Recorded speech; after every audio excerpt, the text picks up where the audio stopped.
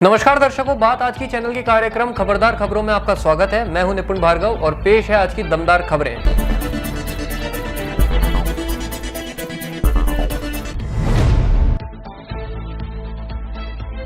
पिछले हफ्ते मणिपुर में कई जगह हिंसा की घटनाएं देखने को मिली, जिसमें एक स्कूल को आग के हवाले कर दिया गया, एक व्यक्ति का सर धड़ से अलग कर दिया गया, मुख्यमंत्री के काफिले पर हमला किया गया।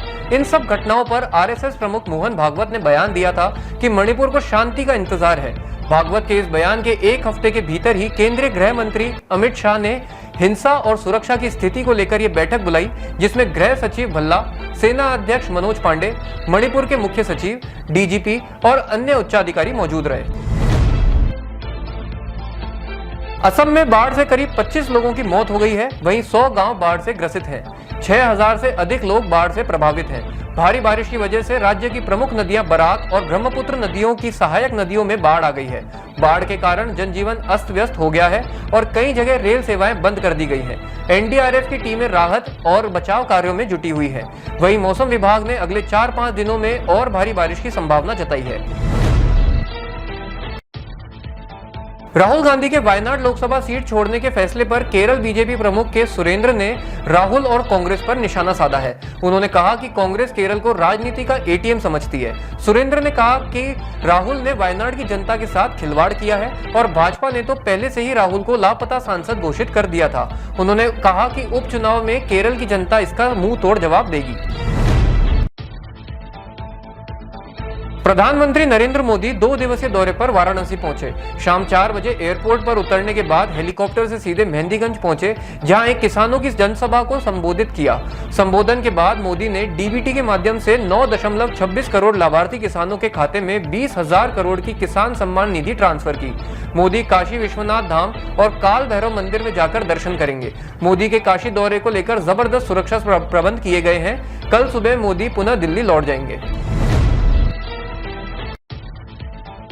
नीतीश सरकार ने 11 लाख नौकरियां देने की पूरी तैयारी कर ली है। बिहार सरकार ने लगभग 5 लाख से ऊपर नौकरियों की नियुक्तियां कर ली है। इसके लिए 1.99 लाख नियुक्ति पत्र तैयार कर लिए गए हैं। वहीं 5 लाख से ऊपर नौकरियों की प्रक्रिया चल रही है। नीतीश ने कहा कि इस वर्ष के अंत तक ये 5 लाख नौकरियां भी आवंटित कर दी जाएंगी।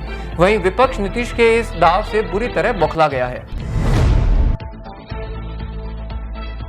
दिल्ली में जल संकट लगातार गहरा रहा है। लोगों को कामकाज छोड़कर पानी का इंतजाम करने के लिए मशक्कत करनी पड़ रही है।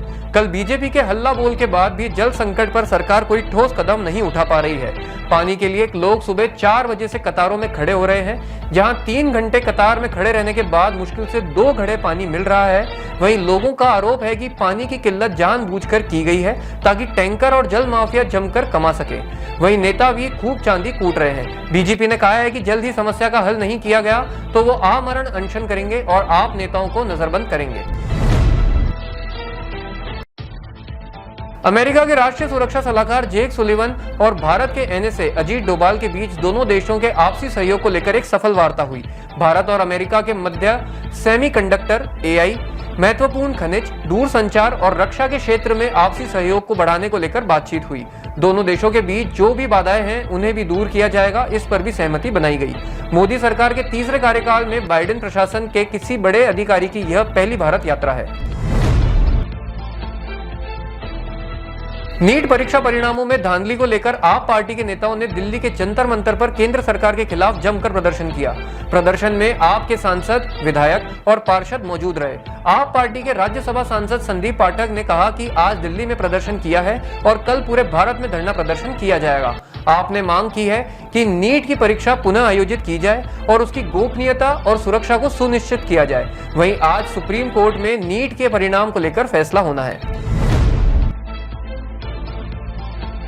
24 साल बाद ये पहला मौका है जब कोई रूसी राष्ट्रपति उत्तर कोरिया की यात्रा कर रहा है। इस दौरे के दौरान पुतिन उत्तर कोरिया के राष्ट्रपति किम जोंग उन से मुलाकात करेंगे।